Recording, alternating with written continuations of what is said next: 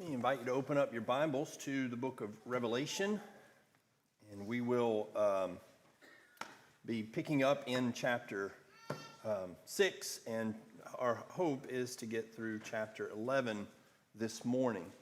There are a couple of things I want to say at the outset, and then, of course, we'll be moving pretty quickly through the book. One thing is, as we were going through the throne scene in chapter 5, and we made note that the Lion of Judah is the one who entered in, and he entered in as a lamb who was slain. In chapter 5 is the last time you will see the lamb referred to as the lion. Through the rest of the book, he's going to be referred to as the lamb. However, there's some people who will lean on that pretty hard in order to sort of subvert any notions that he's also the lion. I think, though, one of the things that we want to do through the rest of the book is notice what the lamb is doing. What sorts of things is the lamb going to be engaged in for the rest of this book? Yes. Yeah. Slaughter and conquering and victory and treading over enemies. So he may not be called the lion anymore, but the lamb is doing very lion-like things. And so even though the lion verbiage is not used, we've still got the imagery of that tension between the lamb who was slain, who is slaughtering. And so I just want to highlight that as we're going along. Those on the side of the lamb are on the side of a conquering lion-like lamb.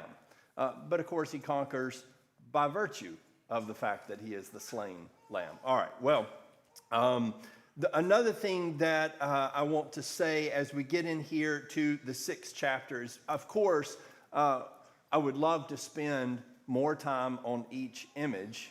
We don't have that time. I want to say this. I want us to focus or try to think in terms of what does this biblical imagery mean, not necessarily how does it specifically apply in history. We talked a little bit about that in the last class, but if you're constantly wondering when precisely did this happen, then you're being sort of pulled out of the story, you're being pulled out of the imagery, and you're trying to make maybe technical connections that are not as important because we don't live in that moment, right? Our goal is to figure out, biblically speaking, what does this describe? You know, how does this connect to biblical imagery and so forth? And we're going to use a couple of moments as illustrations. We can't do this with every image, but make illustrations to hopefully kind of give us some tools to know how to interpret other aspects of the book that maybe we don't have time to dig into as deeply. All right. Coming into chapter 6, then, we begin to open the seals. You remember that was the issue. Who can open the scroll? Who can open the seals? That's what the Lamb is able to do. He is able to open these seals. And so in chapter 6 and verse 1, we begin to open the 7 seals of the scroll that was presented there in chapter 5. All right. The first 4 seals are described as horsemen. And in summary, what are these horsemen coming to do? What are they going to accomplish? I just see an image of chaos, conflict, destruction. Okay. Chaos, conflict, and destruction. Absolutely. All right. And what's the target? Well, let me start here. Whose horsemen are these? Who's sending them out? The Lamb, all right? They belong to God. That's an important thing to remember. As you're beginning to interpret and trying to figure out who these horsemen are and what's going on, remember, God is sending them out, right? They are his horsemen, all right? Therefore, who's the target of the judgment most likely? If God's judging, who's he going to be judging? All right, he's going to be judging the wicked, all right? That's the target of God's judgment. We're going to bring chapter 7 in just a moment. That's going to be helpful, but we want to think in those kinds of terms. Now, we've got 4 horses. They have 4 different colors. Three of those colors are pretty easy for us to interpret into our own language. We've got the white horse, we've got the red horse, and we've got the black horse. And then we've got a horse whose color is difficult to interpret, and almost there are maybe a dozen different options among the translations. Really, there's not an English word comparable. We don't know exactly what to call it. Some people call it pale, some people call it ashen, different things like that. Those are really guesses. We're just trying to figure out what's going on. That's not absolutely important. What's important is what they're doing. All right, now, if you will, go back to Zechariah chapter 1 for just a moment. Zechariah chapter 1. Hold your place there in Revelation 6. Come back to Zechariah chapter 1. In Zechariah chapter 1, and in verse 7, beginning, it says, on the 24th day of the 11th month, which is the month Shabbat, in the second year of Darius, the word of Yahweh came to Zechariah the prophet, the son of Berechiah, the son of Iddo, saying, I saw at night, and behold, a man was riding on a red horse, and he was standing among the myrtle trees, which are in the ravine, with red, sorrel, and white horses behind him. All right, now, one of the things about the book of Revelation is that it makes usage of Old Testament imagery, but not always with precision. In other words, here we have different colored horses going about to bring judgment. Now, in Zechariah, we have different colored horses going about to bring judgment, which we'll see here in just a moment. Somebody might say, yes, but it's not listed out, white, black, or white, red, black, ashen. I know. None of the imagery, or most of the imagery, is not precise, but I do think it's meant to call something to mind, right? The same imagery used in the Old Testament, and I think you'll see that the context certainly overlap. And so don't get caught up, like, that's one of the problems with the book of Revelation. People go to it and they are looking for cross-references, as opposed to the book of Revelation being written to people so saturated in Old Testament text that these would just call to mind these images, right? Different colored horses bringing judgment. Oh, I know what that's talking about, right? And so that would send you back, for instance, to Zechariah chapter 1. All right, now, in Zechariah chapter 1, we have these different colored horses. It says they are being sent out to patrol the earth. Zechariah asked the question, who are these? And I'll tell you what these are. I've sent them out to patrol the earth. They come back in verse 11, and they say, we have patrolled the earth, and behold, all the earth is sitting still and quiet. Now, let me ask you something. Does that sound like a good report? The earth is still and quiet. Yes, it sounds like a good report. It is not.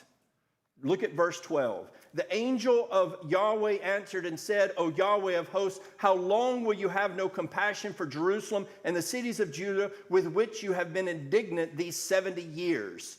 All right, what's happened is they've gone out to make a report. The cities are at ease. They're at peace and quiet. There ought to be turmoil. There ought to be judgment, right?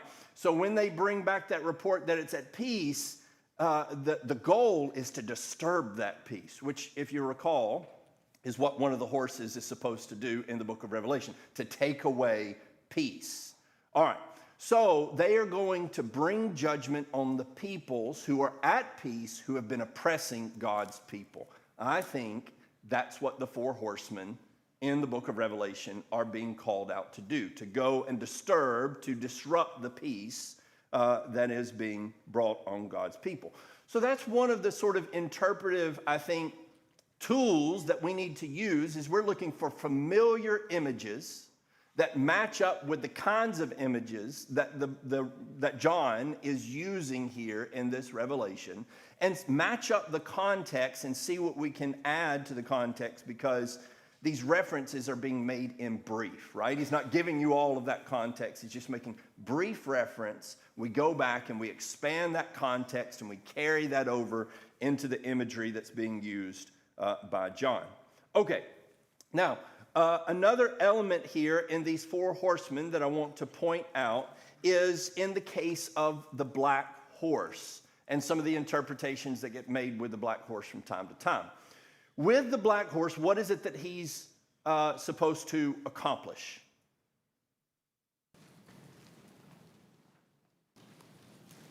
Got scales, judgment, weighing in the balance.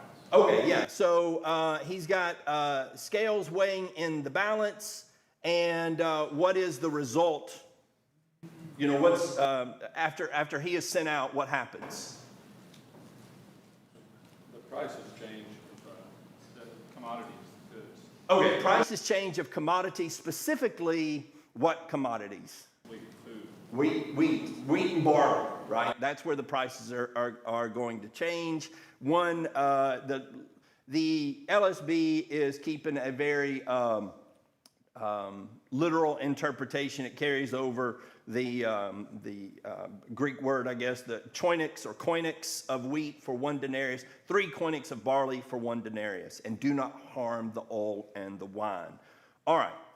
Now, one of the fairly common interpretations, and I think it's easy to see why somebody might make this interpretation, is if the wheat and the barley are going way up, but the oil and the wine are not being disturbed in their prices, what might that mean as far as the people and how this is affecting the people? Poor people suffer more than the rich. There you go. Poor people suffer, but not the rich, right? Not the oil and the wine. All right. So that is a possible interpretation. But remember, who is it that's sending out these horses? The lamb. The lamb, right? This is God's horseman. This is the lamb's horseman. It's his judgment. Does that sound like the kind of judgment that Jesus usually sends out, is to specifically target the poor but not the rich? No, not only does it not sound like that, it doesn't sound like the rest of the book of Revelation, right? That sounds like the opposite of what we're seeing in the book of Revelation. As you read through the Old Testament, and even on into the New, but specifically throughout the Old Testament, when you talk about the production that the land of Canaan produced, you are often, and not even just the land of Canaan, but even other countries as well, when it's sort of talking about the economic maybe prosperity of a nation or a people, wheat, barley, oil, wine. These are the things that they throw out there time and time again. The wheat, the barley, the oil, and the wine, or maybe just the wheat, the oil, and the wine. And so this is sort of indicative of how well a country is doing very often. So like for us, in Limestone County, you'd say, you know, the corn, the cotton, probably the beans and the wheat, right? So those would be the 4 things that you see growing here. And so we just use that terminology. Now, if these crops are being affected, what would affect the wheat and the barley? What's this horseman going to bring that would cause devastation to these crops? That will make the price go up. Lack of rain. Yeah, right. Drought, right? Now, how could it? What would cause an effect on wheat and barley that would not cause, or why would there be a distinction in the way it affects wheat and barley and not oil and wine? Some of you gardeners, farmers. Seed. Huh? Seed. Yeah, okay, yeah. So wheat and barley are very short-term crops, right? We put the seed in, we grow them up, and then we harvest, and you got to have rain right in this period of time. Where do oil and wine come from? Established plants. Established annual plants. A short drought is not going to affect those crops the same way it would affect these crops. That means this is a limited judgment of drought. Doesn't that fit in the context of the rest of these horsemen as well? The 4th of the people, you know, there with the ashen horse and so forth. So there's a limited effect.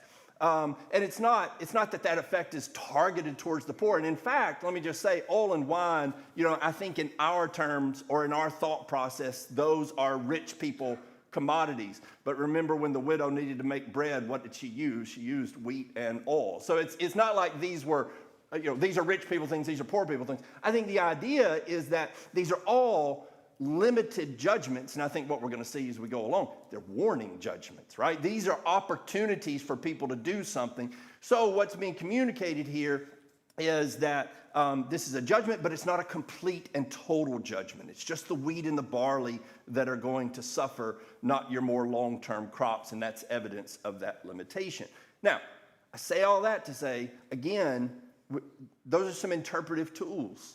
Like, when you read wheat and barley and oil and wine, your mind might go in this direction, but bring it back into context and see if that fits. And I don't think it does fit. And so that should push you away from some of those interpretations that just don't fit with the context of the whole of Scripture or the context here of the book of Revelation even.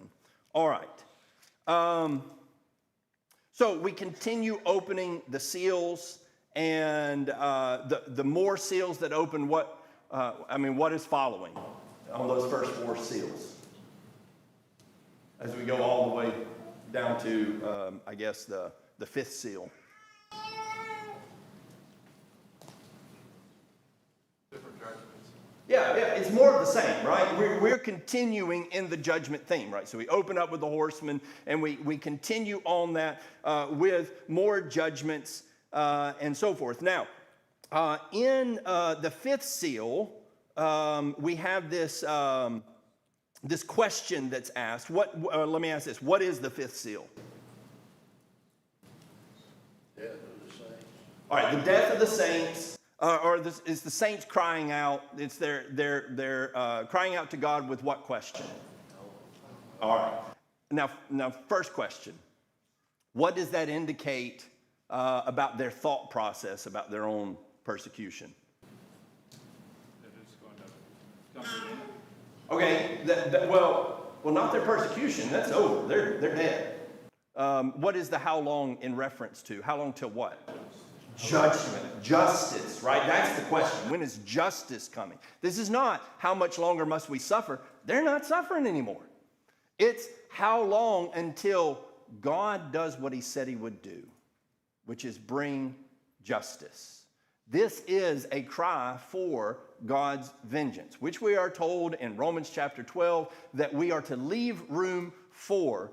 But leaving room for is not the same thing as wishing for something other than God's judgment, which I think is what people think. Like, we shouldn't want God's judgment. We shouldn't cry out for that. And imprecatory psalms, those are David's misguided desires and selfish desires. They're in the presence of God, and they still want to know when his justice is coming. That is, I think, a distinctly powerful vindication of people who say, we want God's justice. It goes along with the hatred of evil. Yes. If you hate evil, you don't have a problem with evil being eradicated and justice taking place. Yes, okay. Now, that leads to the next point I want to make. All through this book, I said there's no neutral territory, right? We've got the lamb and we've got the dragon. Those are your only options. What do you think of the dragon, right? Here are people who hate the dragon and everything he stands for, right? There is no neutral territory, and they want to see him and everyone who follows him destroyed. And that ought to be. We're on the side of the lamb, and we ought to celebrate when the dragon is harmed and brought low and finally thrown into a pit. All of that is good news.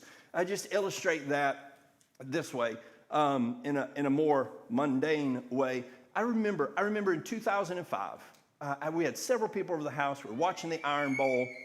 Brody Kroll was quarterbacking for Alabama. He got sacked 11 times. We were gleeful. There was one girl that was there, an Auburn fan, and she just didn't look happy. And I was like, is something wrong? You need something? She goes, this is just getting sad. I feel bad for the Alabama team. I was like, what is wrong with you? Yeah, I understand sympathies there because we have friends over there, right? They're not actually evil, so that's not. But I think somehow we almost bring that into the spiritual realm, and we act like people who are on the side of the dragon are our friends. They are not.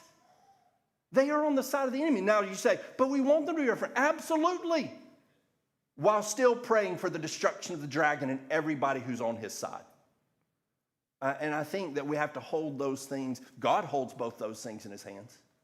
And we have to as well. Okay. Coming into chapter 7 then. We've come up, we open up the sixth seal, more judgments.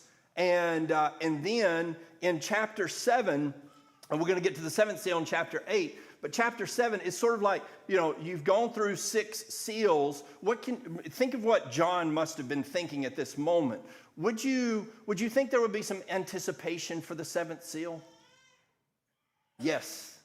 What do we have instead? Yeah, an interlude, right? Or if you're watching TV, it's now a word from our sponsor, right?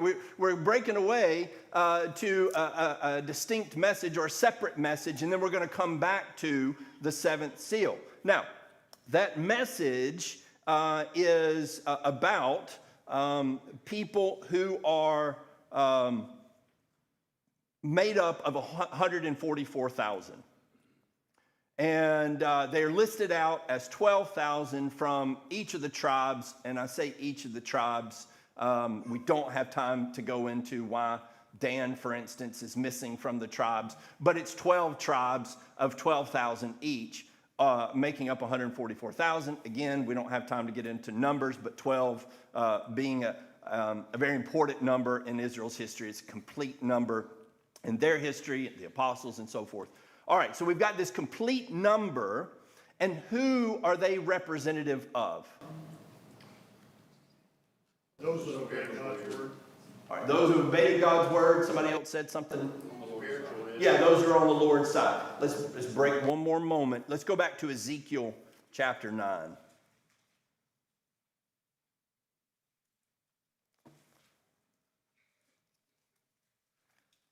Ezekiel 9. All right, so it's another vision there of judgment, of slaughter. He cried out, it says in my hearing with a loud voice, "Draw near, O executioners of the city, each with his destroying weapon in his hand." Drop down to verse 4. Right before they do their work, it says, Yahweh said to him, "Go through the midst of the city, even through the midst of Jerusalem, and put a mark on the foreheads of the men who sigh and groan over all the abominations which are being done in its midst." All right. Now, there's so much speculation. What does the sign mean? What is the mark here? What does it mean here? What does it mean in Ezekiel? Who's the mark for? Yeah, those who hate the things that they are seeing, the abominations, those who are on the Lord's side. And the mark is protection for the judgment that's about to come. Well, of course, over in Revelation, he's drawing on that imagery, right? This is not the first time this notion of being marked on the forehead. Does that mean that there's some literal mark we should be looking for even today and so forth? No, of course not. He's just drawing that same imagery. I'm bringing judgment, but go mark my people. And you set them apart and protect them from the judgment that's about to come. Now, that brings us to the second half of chapter 7. In the second half of chapter 7, he looked and he sees a great multitude which no one can count from every nation and all the tribes and peoples and tongues standing before the throne and before the Lamb, clothed in white robes, and palm branches were in their hands. All right, so now we're before the throne. Back up. Where were the 144,000?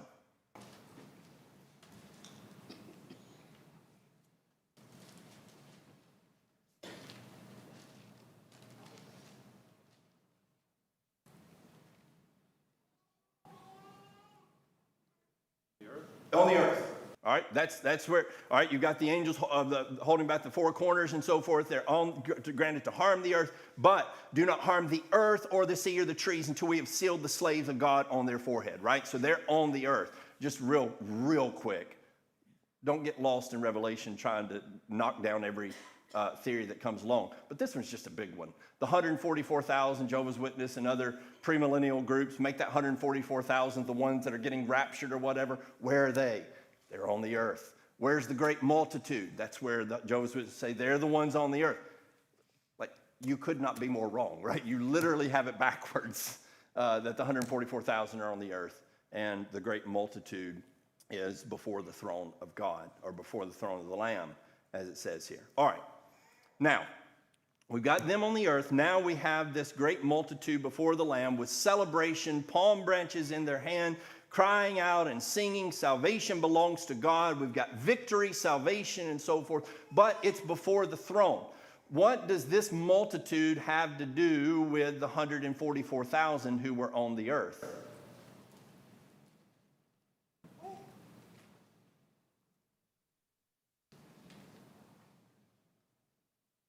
This is the multitude of God's people, followers of God. Yeah, I think what's happening is in the first half, you've got God pausing and saying, I'm going to protect my people. In the second half of chapter 7, you have the vision that is the evidence of God's protection of his people. What does that look like? Now, so if that's the case, what does it look like? What is the evidence? What is the proof that God has protected his people? He protected his people in the Old Testament when they obeyed. Right. But in here in chapter 7, I'm saying, when he looks and sees that great multitude and where they are, if that's evidence of the protection of the 144,000, what does that look like? I mean, what is the result of God's protection? They're already present at God. They are in his presence. Did they avoid death? No. Were they protected in that they did not suffer? Is the book of Revelation about God's people not suffering? No, but they will be protected. How? They will be brought into the presence of God. That is how God will seal and protect his people. Their judgment is not unto eternal death. Their judgment is not unto torment, but their judgment is, in so much as they suffer the judgment, they suffer it unto deliverance, unto victory. All right? So, as he's saying, protect my people, again, the whole of Revelation, you shouldn't read that as, oh, they're not going to suffer. No, they're going to suffer. The whole earth is going to receive this judgment, but the result is going to be salvation and deliverance. And so I think that chapter 7 is talking about the same group of people in two different settings. One is all of God's people will be marked, sealed, and protected, so that when all of this is over, they, the great multitude from every nation, will stand before the throne of God in victory and praise and salvation. So don't make two distinct groups of people here is one of the bottom lines there as we're interpreting that. All right. Now, we come then, so we've got that out of the way. What's going to happen to God's people? Here's what's going to happen to God's people. Now come back to the seventh seal. The seventh seal opens, and what is the result, the immediate result there of the seventh seal opening? Silence. Silence for about half an hour, okay? Now, it says that the angels, 7 angels standing before God, 7 trumpets given to them. We're going to get to those 7 trumpets in a minute. Another angel came and stood at the altar having a golden censer, and much incense was given to him so that he might add it to the prayers of all the saints on the golden altar which was before the throne. Now, I'm going to connect a couple of things here, but the altar, I mean, we're given the full connection here, but last time we had an altar back in chapter 6, what was that altar about? Saints' prayers. The prayers of the saints, right? Now we're back to the prayers of the saints. And what was it the saints were asking for? Justice. They were asking for judgment and justice, all right? And so now the angels are adding incense to their prayers as they go up. And all of that's in the midst of, what was it that happened when the seal was opened? Silence. Why do you need silence? When you say, hey, everybody be quiet, what are you usually asking that for? Attention. Yeah. So that you can hear something. I think what's happening here is the silence is so that God can give all attention to these prayers that are being lifted up to him. And I think as we begin with the 7 trumpets are a response to that very question, the very prayers, when is this going to happen? And the 7 trumpets begin to describe that happening. Okay, any questions up to this point through the 7 seals? All right. Now, in that response there, in that 7th seal still, as he is adding that incense to the prayers, but then what does he throw out onto the earth? Fire, from the altar. Yeah, the fire. So it's like their prayers, as it's being lifted up, are conjuring up a smoldering fire, and then God uses that very, the blood crying out, which is an image used here. You remember in Hebrews, it talks about Abel's blood crying out, right? That it's crying out, that their prayers crying out, and it sort of produces this judgment that God then just pours out. And then we come into the trumpets. Now, again, we're going to have to summarize here. What are the trumpets announcing? Various warnings. Yeah, all right, yeah. They are warnings. Warning, again, judgments, okay? They are calls for people to repent, to respond, to turn, to wake up. Now, do they? As we're going through here in the rest of chapter 8 on into chapter 9, what is the response of the people who are steeped in wickedness? They just double down, don't they? Now, is that shocking? Yes and no. Okay. No, if we know our Bibles, it's not shocking. But do you ever cease to be amazed at how people can ignore pain and consequences?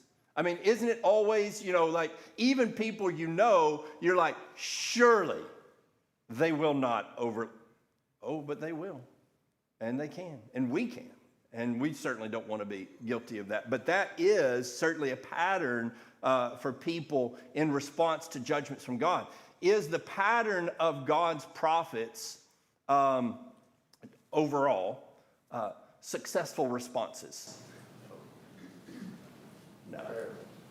No, the pattern of God's prophets is preaching to people who reject them, who close up their ears. And in fact, they're preaching, as in the case of Isaiah in chapter 6, almost seems to lead to the hardening and the deafening of ears and eyes and hearts and so forth. And so that's the pattern that we see here. Now, speaking of patterns, as these trumpets are being laid out, and you even see some of the similarities from the standpoint of the specific things that are happening, is there another occasion that you're reminded of from the standpoint that these trumpets sort of call to memory?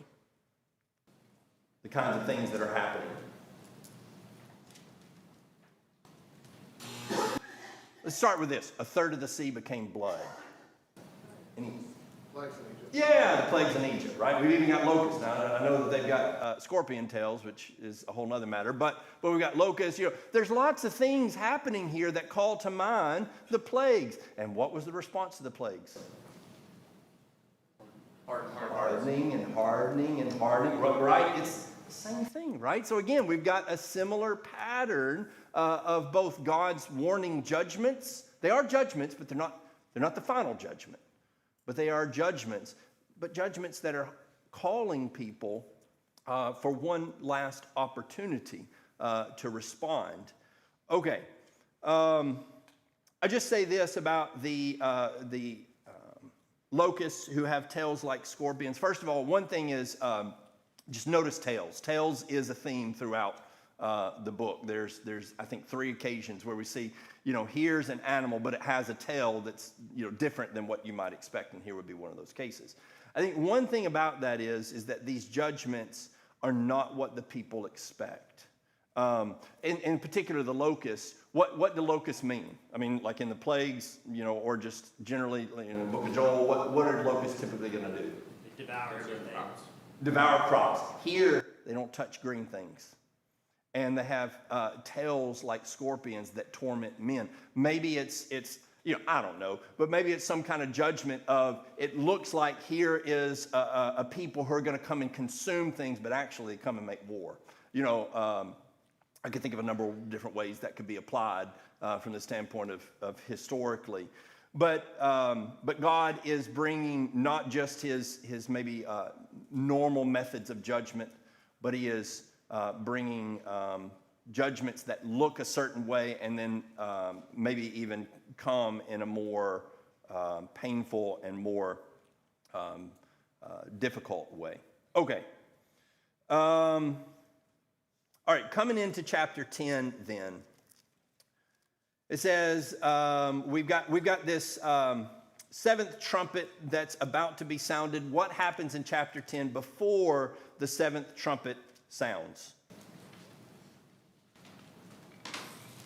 John is commanded to eat this little book that's going to taste sweet to the taste, but ultimately it's going to be an uproar in his stomach.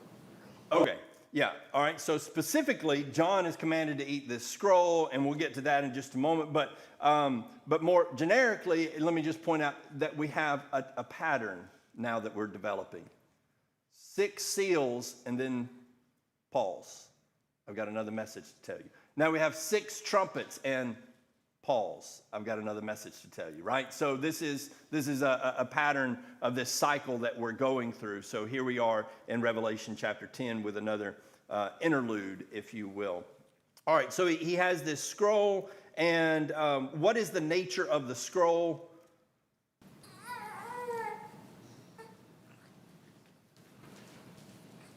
I mean, as far as how does John react? It's sweet, but then it's bitter. Sweet but bitter, right? Now, who does that remind us of? Ezekiel, right? Ezekiel, same thing. Message that's sweet. And then how does that work out? I mean, what does that mean? A message that's sweet but bitter.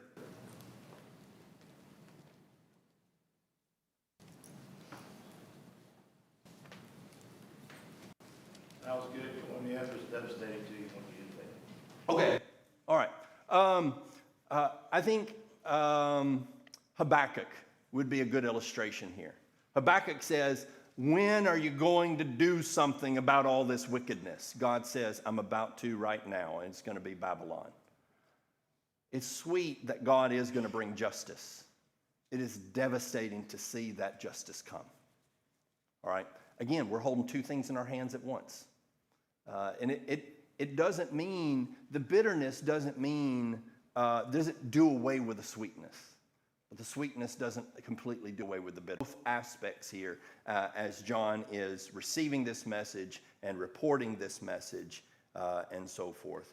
Okay, I think that we're probably going to have to save chapter 11 and the 2 witnesses for Sunday, or Wednesday rather, before we get into that, and we'll just add that to the next 5 chapters, and we'll quickly go through chapter 11 and then 12 through 16 on Wednesday. Appreciate everybody's good